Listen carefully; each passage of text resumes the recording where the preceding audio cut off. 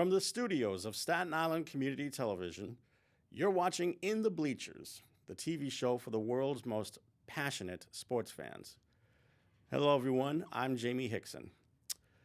We're going to be waiting to see if my partner, Hector Bosa, is going to be calling into the studio lines.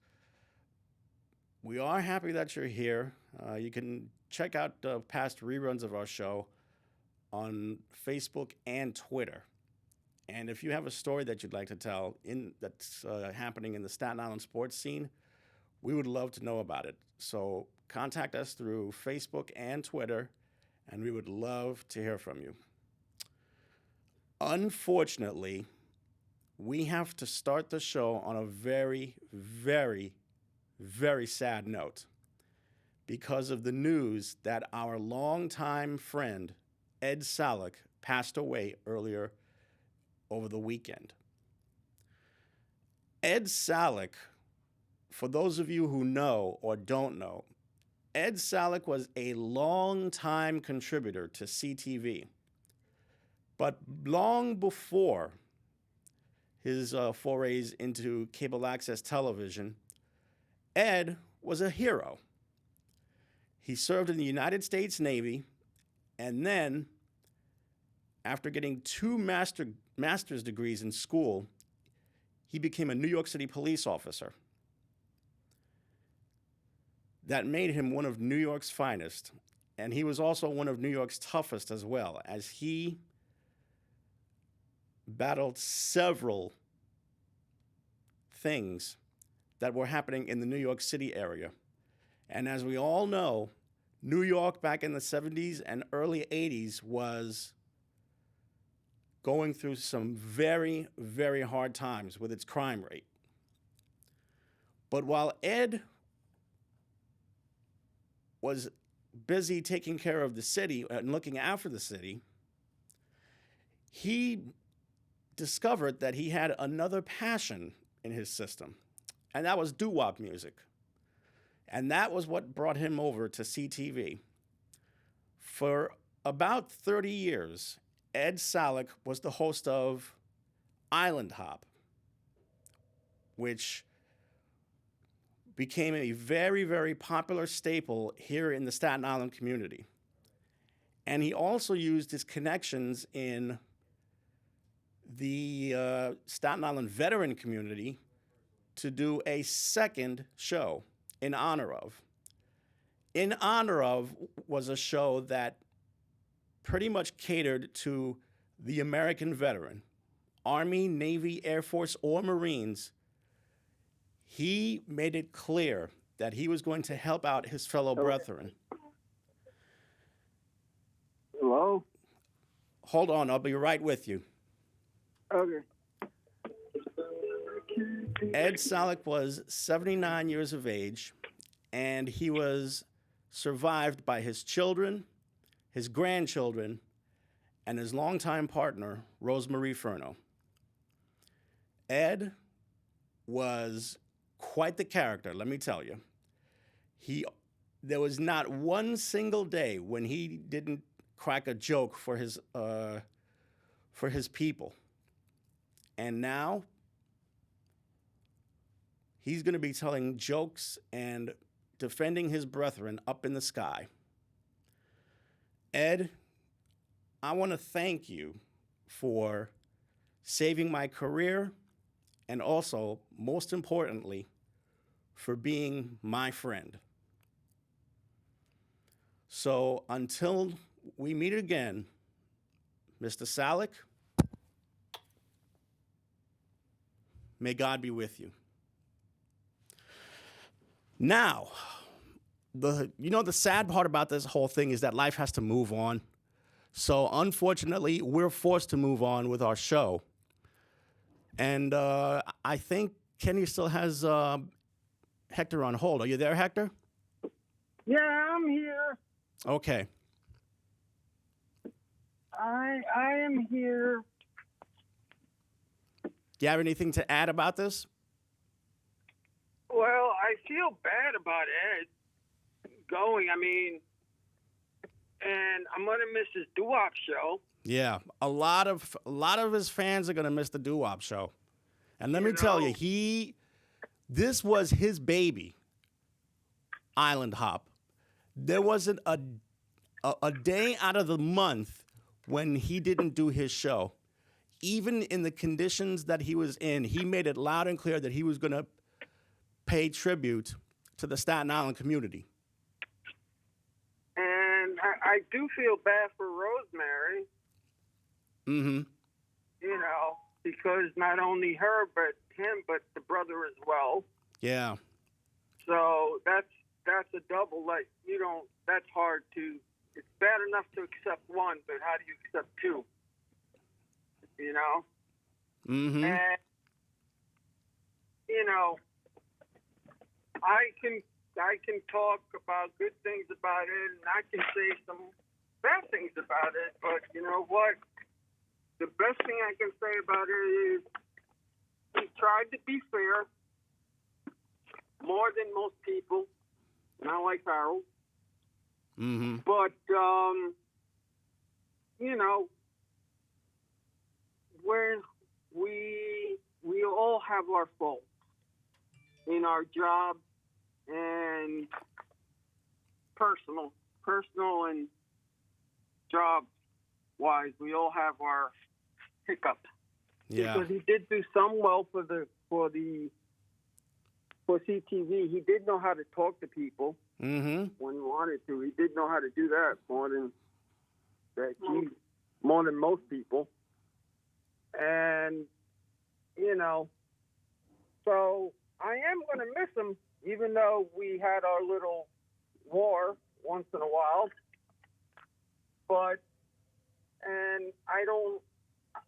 I'm not a person that sugarcoats things a lot. I'm very straight edge and very straightforward. Mm-hmm. And I can tell you this much. We all have our good points. We all have our bad points. And I think Ed had more good points than bad points. Yeah. And I am going to miss Ed. A lot of people Like will. I said, I am going to miss him in my own little way. And I feel bad for his family, even though we all know that he had bad health issues. Yeah. But you tried to prepare for it, and it's not easy to prepare for something like that. It's never easy. So my condolences to everyone that knew him,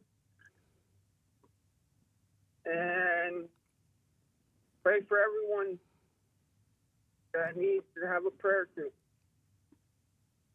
That's the best thing I can say, and I hope you like what I said. Yeah, I do. Because what's funny about funerals, though? Mm-hmm. The funny thing about funerals is that that's when the most fights start. Hmm. In most cases, sometimes you have a parent or an aunt that keeps the family together, and once that person's gone, that's it. The family goes their separate ways, and they don't want to talk to each other anymore. Yeah. So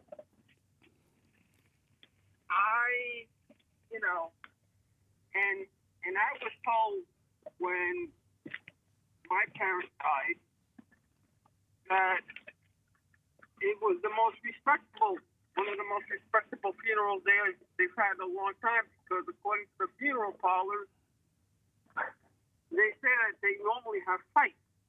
Mm-hmm. There's no fight or any argument over, Ed's place. Right. Do you know where he's gonna go? Gonna be buried at? Unfortunately, where's the not. funeral?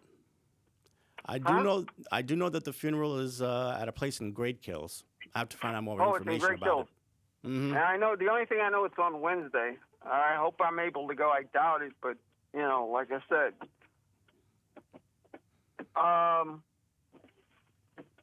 But isn't that something though about funerals? Mm-hmm. That the funeral director actually told me that there's more fights that happen because they either get drunk or they let everything hang out with family members and even them themselves, you know. Right. Because we all like to talk about people nicely when they die, but sometimes people don't want to say, well, he was a so-and-so, but he was good at times too. Mm-hmm. But all in all, like I said, and here's someone else that wants to speak up on that. Okay. Hey, Jamie, it's Ro. Hey, Ro, how you doing? I'm okay, but I'm sad to hear about Ed, and I just wanted to give my condolences because Well, that's very kind of you. I know some people liked him, some people didn't like him. I had no problem with Ed. And every time I went down to the station, I was like, come on, you got to give me my hug and kiss. I'm not letting you go till I get my hug.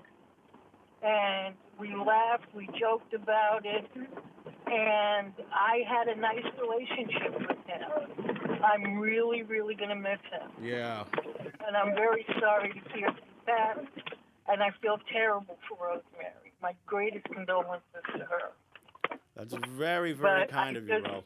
wanted to say I'm really deeply sorry that he's passed. Thank you, Ro. Yeah. So I'm going to get back to Hector. So another one from the CTV, dysfunctional family passes on, because there have been many great ones that have passed on. Even Terrible Tim. That shocked me, because he never showed any signs of being sick. And, you know, I don't know how many people. I think he passed because of COVID. But that was last year. That was last year, but again, nobody knew. Wow. So which is kind of sad. Yeah, which is kind of sad because I give Tim credit. He was on the Dr. Demento show. Yeah. He had a hit for Dr. Demento, so give him credit for that. So we're going to put Ed Solek and Tim all in the same show. Can you I don't know imagine who would that? flip more, Terrible Tim or Ed. Imagine that. But like you said, life goes on, and all we can do is pray and hope, and that things will get better instead of worse. Yeah. You know. So as life goes on, what would you like to talk about? Because there is no football. Actually, there is. Football, It's except for next week when the final chapter between the LA Rams and what's the other team? Bengals? It's not the Bengals. It's the Bengals. The Bagels? Yes. Yep, right. With cream cheese? I said You said Bengals, not bagels, idiot. No, when I said the Bengals, he told me I was wrong. Oh, Bengals. Okay. Yes, the Cincinnati Bengals versus the LA Rams.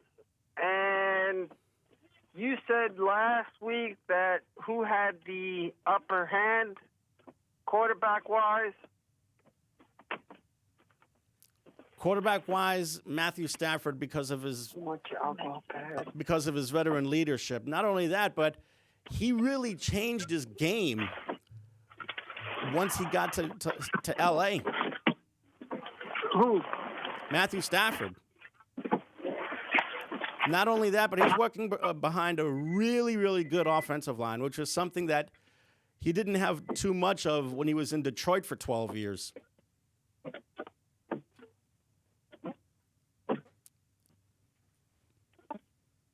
You still there, man? Oh, okay. So I'm sorry. I have a slight bad reception. So who's got the upper edge when it comes to quarterback? When it comes to quarterbacks, like I said, it's Matthew Stafford who has the slight edge over Joe Burrow. Now, defensive? Defensively, it's the Rams, too. They got the best defensive line in the league. And offensively? Offensively? Offensive line, I should say. Offensive line, the Rams do. I think the Rams have the better offensive line. Plus, they have two really good receivers that Stafford can throw to. There's Odell Beckham Jr. and Cooper Kupp. So the Rams check off everything, and Rams are not favored to win, let's say. The Rams are favored by 4 points. Okay, wow. Would you take them at 4? I would take them at 4. Damn. I think the Bengals can probably keep it safe and close. So you think it'll be a low-scoring game or high-scoring? I think there's a chance it could be a 24-20 or 27-23 type of game.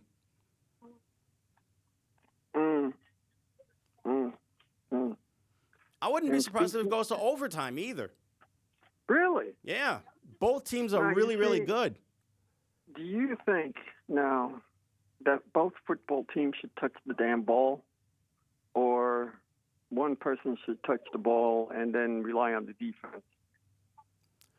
I think that both quarterbacks need to spread it around a little bit. No, I'm talking about if there's an overtime, because the rules of football state that only one team touches the ball in overtime. Oh, If I they know what you're score, talking about. That's it. Mm-hmm. As far as that, I still say that the Rams have the upper hand. Yeah, I understand that, but the rules in football state that if it goes to overtime, which I'm sure they have the edge on that, that I think the rules should change. When Oh, it you comes mean to I think that ridiculous overtime rule where they have they score first on a field goal and then the other team gets a chance, so they score first on a touchdown and the game is over? They have to use the college rules. I mean, the college rules are so much better and fair, too. There's nothing fair about a team not being able to get the ball in overtime, all because the other team scored a touchdown first.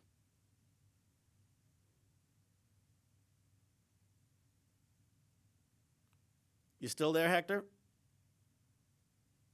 Yes, I'm here, and I just wanted to say, do you think they'll ever change that rule?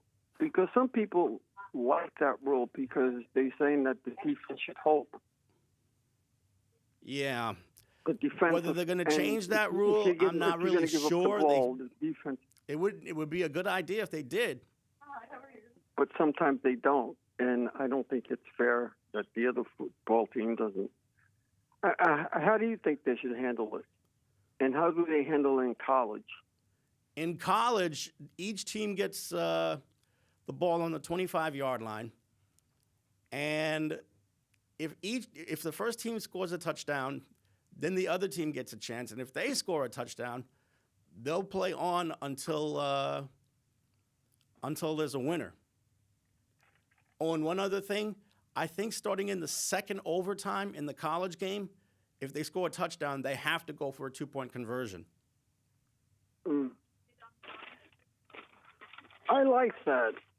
I actually like that better than the poor souls, just one touch and that's it. Mm-hmm. You know what I'm saying? Yeah. Doesn't make sense, but that's all I can tell you, you know? Yeah. And we have people that are being Big Ben retired from Pittsburgh. He retired from. Yeah, I know. That really wasn't a shock because there were rumors that Big Ben was going to leave anyway. Now, as far as what's going to happen with Aaron Rodgers, there's rumors of him going to either Tennessee or Denver. Don't be too surprised if he goes to the Giants. No. He's not coming to the Giants. Don't be too surprised He's because not remember, coming to the Giants. his The Giants boy already is have there. Daniel Jones. It doesn't matter. They're not confident in Daniel Jones. You They're not very forget that confident in Daniel you Jones. forget that they have a brand new coaching staff over here. Exactly. And where did the coaching staff come from? Buffalo, right? Well, at least the GM The coaching staff coach and the came general from manager. Buffalo, right? And Aaron Rodgers knows the coach very well. So, and according to what I've heard on social media and radio and all, they stated that Aaron Rodgers may have a shot to come here for the simple fact that he knows the people and the people made him better over here. Now, whether that's true or not, that's a whole different ballgame. I don't know. Because even though you have Daniel Jones, have faith in Daniel Jones. Because like you did say,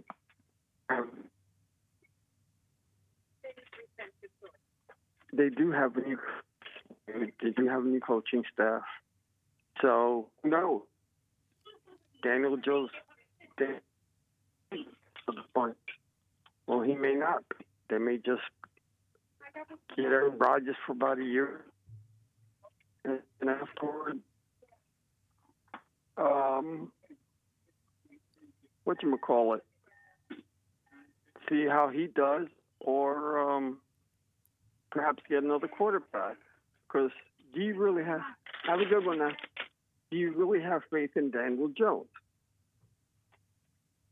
Do I have faith in Daniel Jones? Yeah, I think because from what I hear, not too many people have faith in Daniel Jones. Well, he's So got that's one more I'm year to saying. try and turn this around. And he's also got one more year left in his contract, too. Exactly. Yeah, but he's on his last year of his contract. And that's my point. Do you get Rodgers for a year to see what he can do and then let them battle it out? It makes no sense bringing Aaron Rodgers here when they already have a quarterback who supposedly is of the future. I mean, what's the sense in bringing him in? I mean, you think that's going to do any damage to the kid's confidence? Naturally, that's going to happen. He's already damaged good because he hasn't done nothing in 3 years. Since he's been there, he hasn't done really anything. Not that the Giants have had a good football team for him to do something. But, you have to remember that when they drafted him, he was drafted high. Yeah. And they almost, they wanted him to be better than average. And he's not doing it. Is he making anybody better on that team?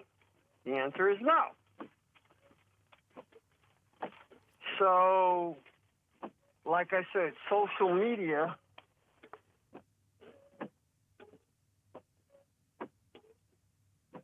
What about social media? Social media has said, we have options now. Maybe they'll trade Daniel Jones and get someone else since they're starting anew. Who knows? I don't know. But are you that confident in Daniel Jones? I think there's a little bit of room for improvement. I'm sure he can improve, but remember, he drafted high. And secondly, what did he do for that team that is making him, that makes you want to keep him? What's the thing that's impressed you about him that says, I think I can ride with this kid? He's got athletic Let ability. him have some competition. He's had 3 years on the damn team. He's had 3 years, and he hasn't shown. He didn't make the team bad, but he didn't make the team good anyway. So that's just my opinion, but you go ahead. I was about to say, if he just give Jones one more year where he could probably make some improvements in his game, then the Giants would be able to go forward with him after next season. And to answer your question, there is a lot of improvement in Daniel Jones, but I have enough faith in the kid where he'll probably be able to turn it around next season in his contract year. I hope you're right, because not too many Giant fans have that faith like you do. Like I said, go on social media. They don't really have that faith. I'm telling you, Aaron Rodgers is not coming to the Giants. It's not going to happen. Even forget him. There's other quarterbacks. I think there's this short quarterback that's out there too. A short quarterback? Yeah, I forgot his name. They were just talking about him when I was listening to the radio, to terrestrial radio, and they were talking about this little, well, not Doug Flutie little, but I forgot what team. He's not 6 foot. He's about 5'9", 5'10". Are you talking about Russell Wilson? Probably him, yeah. Because he's short in stature. Yeah, but he's done well for the 2 years or 3 years that he's been on a team. But the thing is, can you count on him because of his height? He's been able to overcome his height in a big way, so much so that he has a championship ring for it. Exactly. So I think there's another quarterback they were talking about, but let's stick with him. But at least I think he may go too, so I'm not sure. And, Tom Brady leaving, that's another one that you don't know what he's going to do. And do they have another backup quarterback that can take his place? Or maybe Brady will take a year or half a season and keep himself in shape and go, you know what, I want to play again. I think he said through his Instagram account that he's done. It's a shame. It's a shame he couldn't go on a high note, but he's accomplished a lot. I mean, he's won 7 titles. He's won 7 titles, and it's a shame that he couldn't win another one and say, okay, you know what, I'm retiring. Because that's the way you should really go. As you're going on top because you're the best quarterback of this era. He is one of the best quarterbacks in this era. He's the greatest quarterback of this era. He might be the greatest quarterback of all time. Well, I don't know. I mean, he is the man. There's a lot of people that would, say Manning. No. Marino. No. Those 2 guys were great quarterbacks, but Tom Brady owned Peyton Manning in every single meeting. That is true. That is true. The one person that could come close the one person that could probably come close to Tom Brady is Joe Montana. There's a big difference between Tom Brady and Joe Montana. They both won championships, but the biggest difference, Joe Montana was undefeated in the Super Bowl. And he never once committed a turnover. Yeah, that's true. But just because you don't win a ring, that doesn't mean he wasn't a great quarterback. Oh no! I mean, Dan Marino was a tremendous player. The only problem was he didn't have the running game to support him, and that's why he only made 1 Super Bowl without winning. So, let me ask you this: in order to be a good quarterback or a great quarterback, Do you have to win a championship to be a great quarterback? My guess would be yes, because all of the people that we mentioned, Russell Except for Wilson, Dan Aaron Marino. Rodgers, both of whom are great quarterbacks.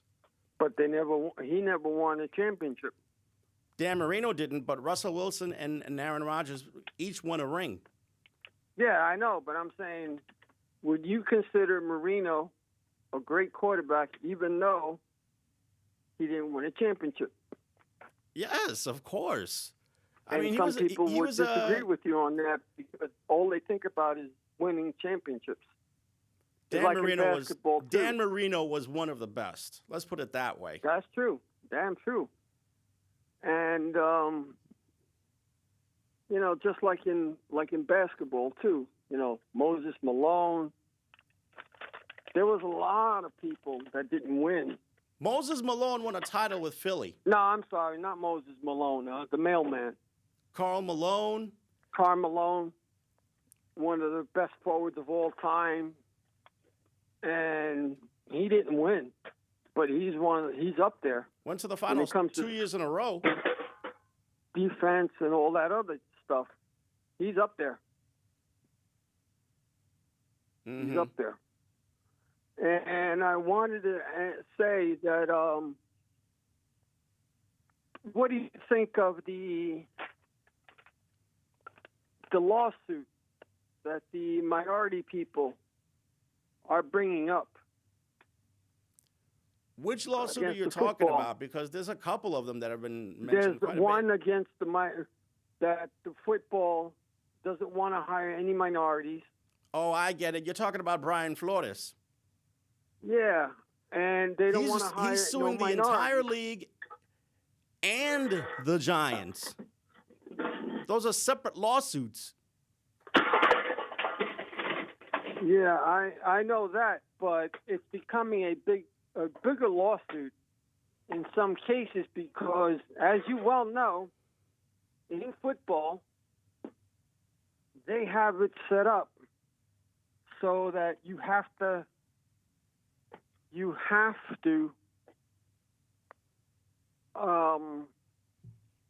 whether you know that you want him or not. Let's say you want Phil Simms as your coach. You want him, but you still have to follow the process, and you have to find a minority person. Mm-hmm. Whether you want to or not. Even though you want to hire this Phil Simms as a coach, but you have to. Now, I think that's the dumbest rule, but that just shows you how bad the system is broken. Mm-hmm. That you have to be forced to interview a minority person. It shouldn't be because they have to. It should be because they want to. Yes, exactly. Exactly. It's because they should want to instead of have to. And that's the problem that we have in a lot of sports organizations. Yeah. In a lot of organizations, they don't hire a lot of minorities. I mean, who was the last Puerto Rican or Hispanic or Spanish person to be a coach for basketball? For basketball? Who was the last one to be a hockey? It's never happened in hockey. Exactly.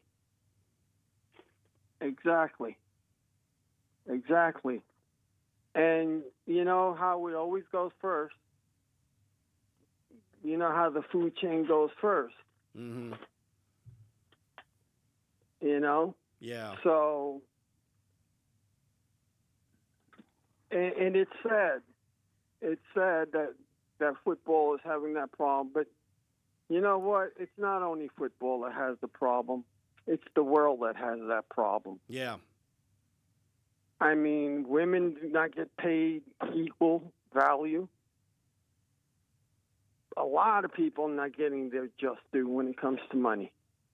okay? Mm-hmm. And when it comes to positions. So in that aspect, I don't know what to say or do anymore. Let's hope the justice system that we have in the United States works for us this time around. Because even in baseball, did you hear about that one? That they wanted to bring in a negotiator. Yeah, I heard about that. But do you know why though? Because the two sides, the owners and the union, are moving very slowly. Yeah, but also, I think from what I read, the baseball side didn't want one because then it would take them 2 weeks for the government negotiator to catch up. According to the article that I read, it would take them 2 weeks for the guy or the lady to catch up. It would take 2 weeks. Secondly, they're trying to. I don't know if you read. Have you heard any of the problems on the baseball side? Yeah, the same thing that's going on with the union side. It's all about money. Besides that, it's about the minor league system. That's right. Do you know more about it? Well, I know that the minor league system underwent a lot of changes. There were eliminations of several teams that took place, which did not make the people in the respective towns happy at all. Especially here on Staten Island. Yeah. Eliminating Staten Island was really, really disappointing. At least, but they didn't get enough people anyway because Staten Island is Staten Island.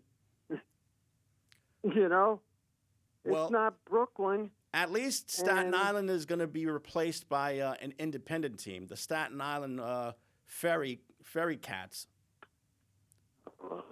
and they're going to play in the Atlantic League. And they do what? They're going to play baseball. I know they're going to play baseball, but what's going to make them more exciting than the single A ball team that we had here? Probably the fact that it's going to be about 120 to 130 games a year, and probably the fact that they're going to continue to play in that stadium that's right next to the ferry. Okay. It still means nothing. You still haven't told me why should I go. Because you'll get a chance to see some former major leaguers that are still trying to keep the major league hopes alive. Now we're talking. Now that's another thing, problem, which is we don't know who's on that blast team. People want to see stars. Yeah. And I think one of the coach from the Mets, a former player from the Mets, is coaching the Staten Island Ferry, whatever that team's called. The Ferry Cats. Yeah.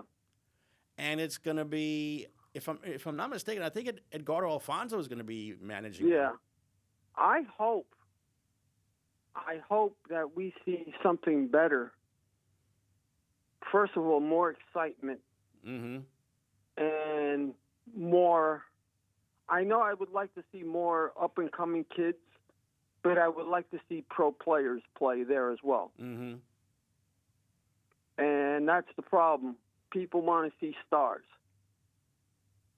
People love the game of baseball.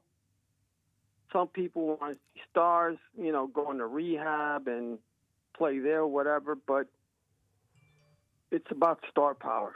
Mm-hmm. And that's why they hire sometimes a coach with a magnitude of power because Edgardo Alfonso, he did a lot for the Mets. Yes, he was a terrific second baseman for the Mets. So, but that being said, going back to the negotiations, about baseball.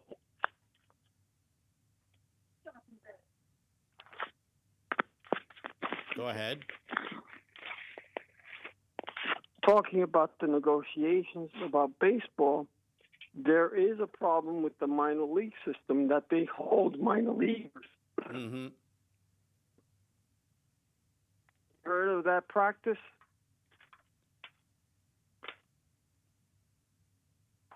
And when I find it, I'm going to text it to you, the article. Mm-hmm. But just on a brief thing, it's about the minor league system and what they do Right. with the minor league system, that they don't bring up the people that's down there. They finagle it so that they don't bring up people that's down there, even though they should. They bring up a pro. I'm just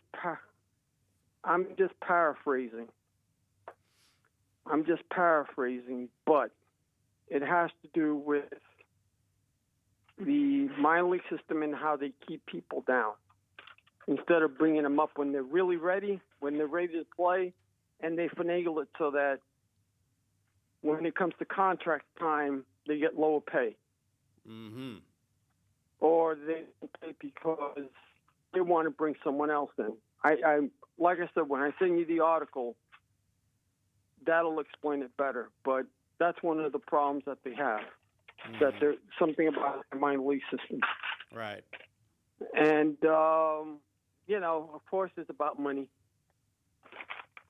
It's always a lot of times about money. And remember, money is not the root of all evil. It's man. It's human beings that make money evil. Yeah. But it's a tough situation where you're in the minor league system. They keep on promising,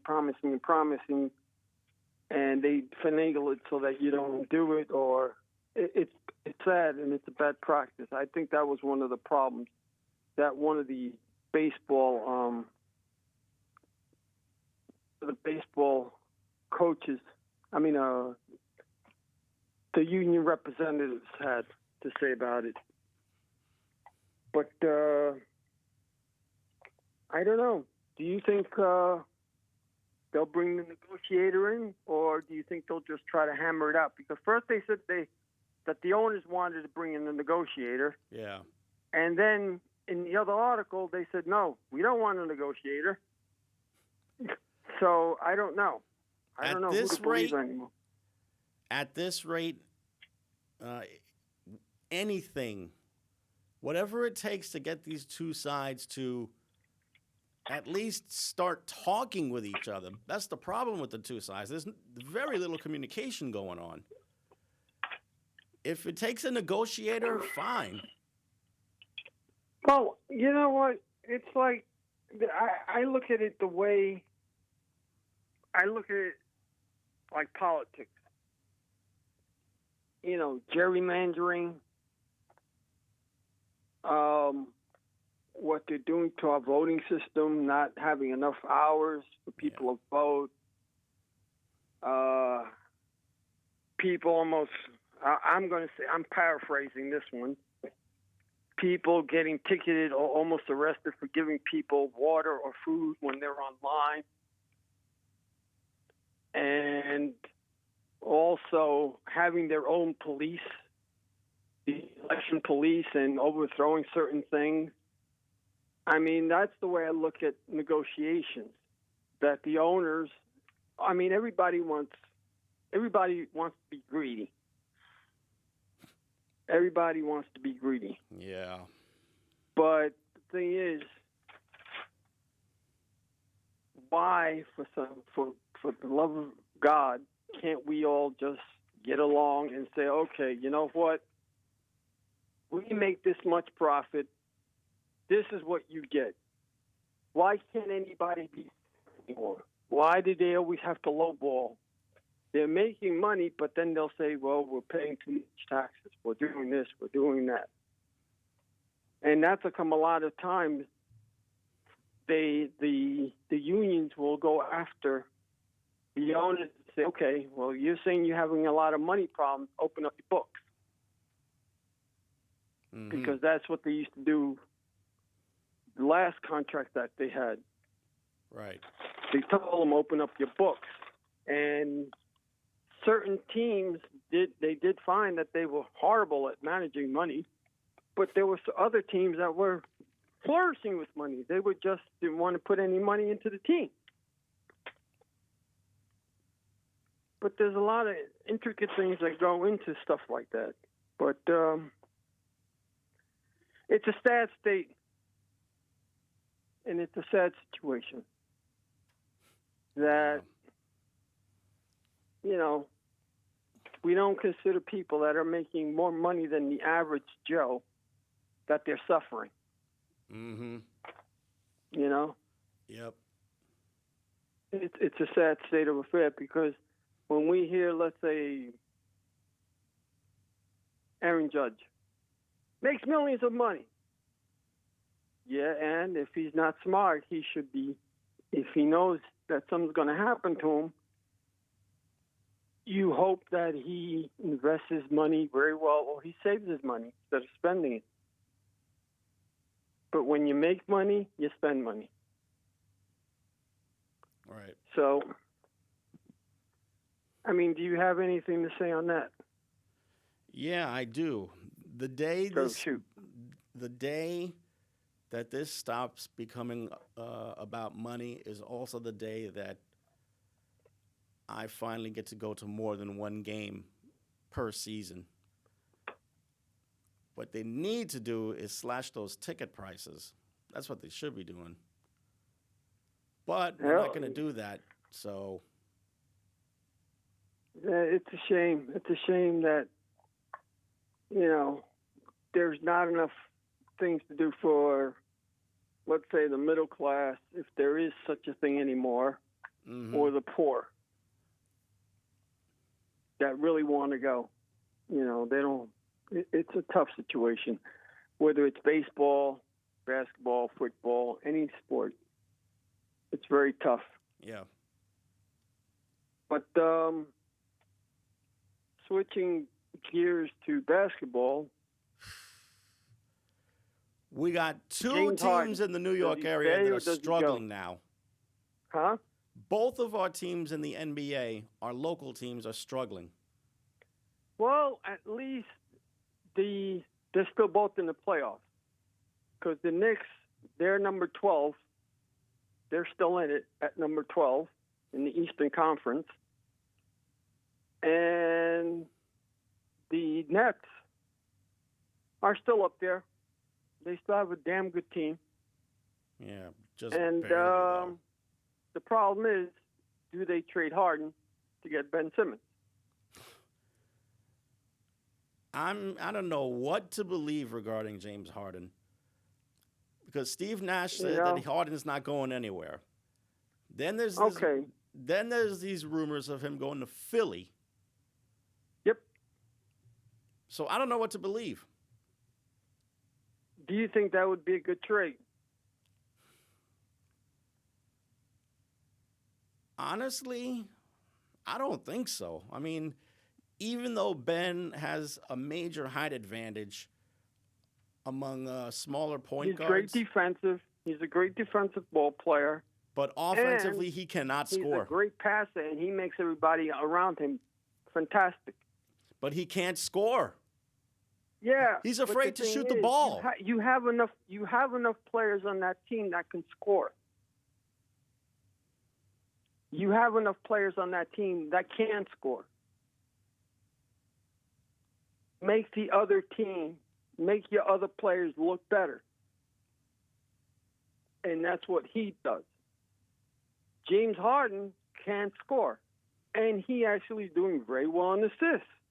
Mm-hmm. But defensive-wise, he's just average. He's basketball average.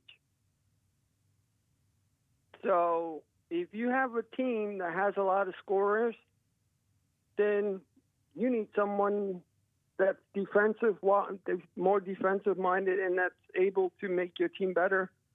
Mm-hmm. And he'll score his 12 points. That's about it. Don't count them for anything else. But he'll score something. But don't expect him to score a bucket load of it. But that's why you have your other players that can score. Mm-hmm.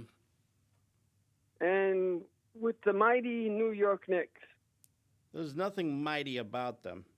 they're so mighty because they enjoy blowing leads. That's the reason why they're not mighty. They're a bad team. So, and they've always done that. No matter what Knicks team they've ever had, they've done that. If you notice the pattern. But, again, I've heard so many rumor trades. Turner. And the newest one, C.J. McCollum. Yeah. C.J. McCollum can pass. Problem is, and he can score, even though he's having a down year. Problem with him is his height. He's not defensive. He's not very defensive. You can't depend upon him defensively. And, and then you have Miles Turner. That's always coming around. Mm-hmm. I mean, what do you do with the Knicks? I mean, you do have good ball players. Yeah. I mean, you keep R.J. Barrett. That's an untouchable. Mm-hmm. That's a person you don't touch. As for Robertson, is Robertson an untouchable for you? You mean Mitchell Robinson? Mitchell Robinson, is he an untouchable for you? I would say so. I mean, the defense that he plays is it's something that cannot be taught. It's only learned by the athlete. He gets hurt a lot. Yeah, he does get hurt a lot, and he's not an offensive juggernaut, to be exact. I'm sorry. Go ahead. He's not an offensive juggernaut, to be honest with you. Well, he does do. I mean, if you have a good player that can pass him the ball, he will score. He will score. Mm-hmm. Now, do you trade of all the people? Oh, what's that damn guy's forward name again? The guy that made the All-Star game last year. You mean Julius Randle? Who? Julius Randle. Yeah, Julius Randle. They're talking about trading him. All because he did the boo thing. Don't boo us. You booed us while you're cheering us routine. And again, I don't think he's following his own team. And his trade value, is it good enough for him to trade him? Do you want to trade him? What do you do with him? I mean, there is a lot of players there that are good. Do they stay put and re-sign Mitchell Robinson and stay put and get whatever they can next year? Because they do have a lot of free agents this year and next year. Or do you say, you know what? The majority of the team is available except for, let's say, R.J. Barrett. Oh. Not only would I not make a James Harden trade if I was the Nets, I would not consider sending away Julius Randle if I'm the Knicks. Not to say that they're not going to make a deal. Not to say that they're not going to make a deal, but Julius Randle is off limits. Do you think they'll make a deal? Yes, I think they're going to make a deal probably for a backup point guard. Is it going to be a point guard that's going to be a general that's going to be right away, or is he going to come off the bench? Probably coming off the bench. Because the C.J. McCollum doesn't deserve to come off the bench. If you're going to get a guy like that, that's not for him to come off the bench. Yeah, he's strictly a starter.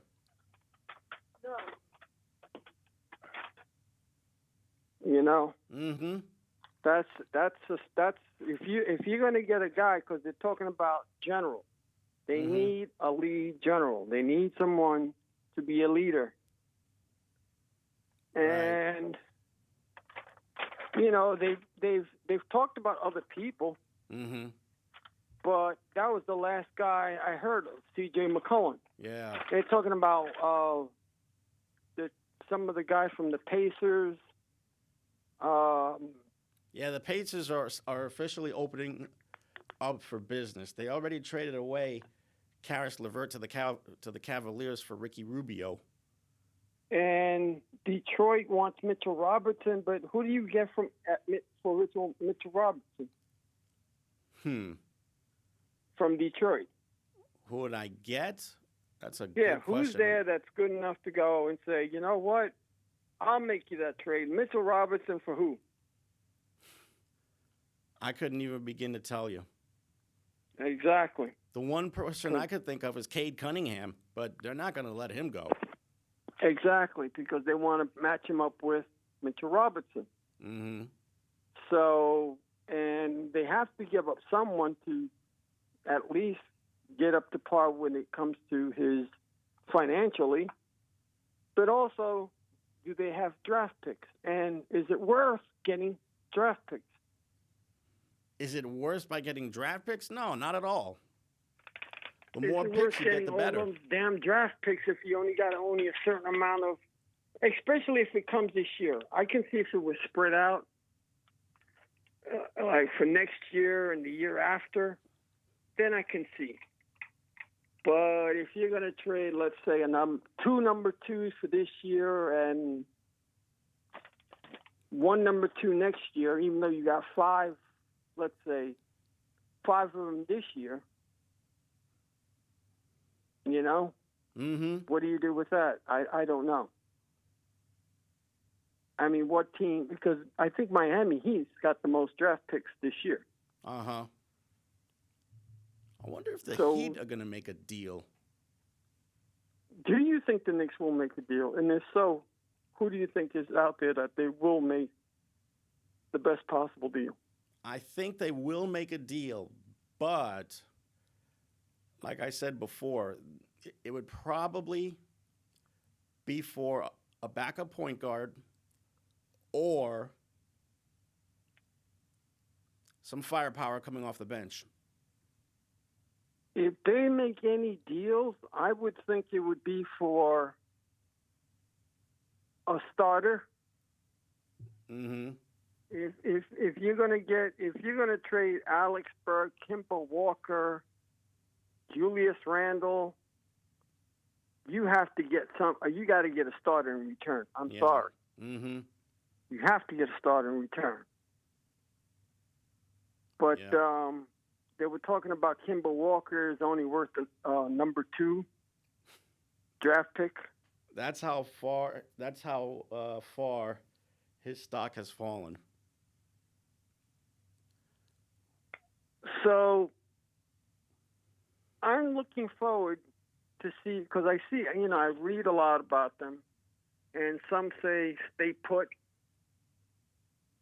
Don't worry about it. Just stay put and worry about it next year, because I don't know who's a free agent next year. And, do you... Make it quick. We got 30 seconds. Oh, okay. How many seconds? Now it's 23. Well, let's say goodbye, and we'll talk about this next time. Hopefully everything will be resolved. Yeah, I hope so. Thanks to Kenny Graham on the other side of the glass. For everyone here, I'm Jamie. I'm Hector. We'll miss you, Ed. Rest in peace, my friend. Good night, everyone. Rest in peace.